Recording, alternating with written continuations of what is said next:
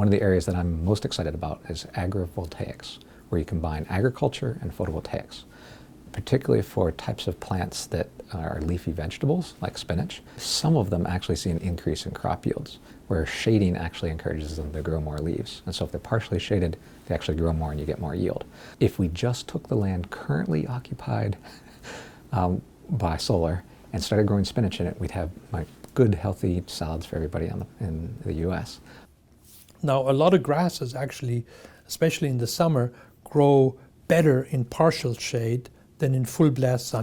The ground mount is not exactly lying flat on the ground. They're about 4 feet off the ground or so.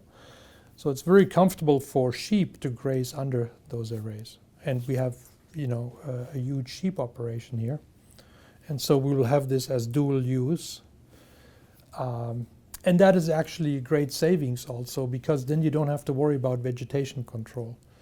But this is only partially what we do there. The other part will be basically a wildflower bed, huge wildflower bed, and pollinator habitat. Pollinators, butterflies, bees, and so on, they're really essential for crop yields.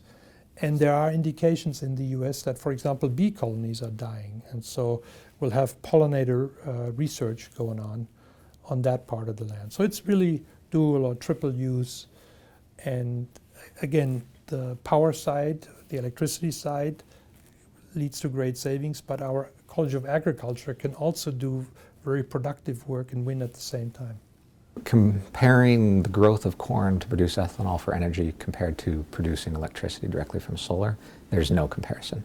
The most efficient plant you're going to find on the planet can't produce biomass at an efficiency of greater than 2%.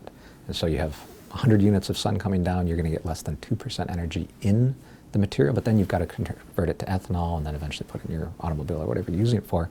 So your overall conversion rate's way under 1%. The worst solar cells on the market are at least 10%. The standard now is at 20%.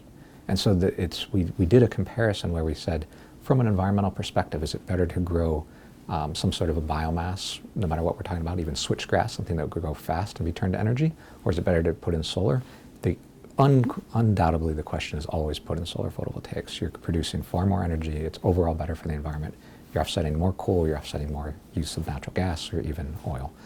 There's just no question. It's orders of magnitude better. So we want to send a signal that both of these sectors, agriculture and solar, can peacefully coexist and even in some cases benefit from each other.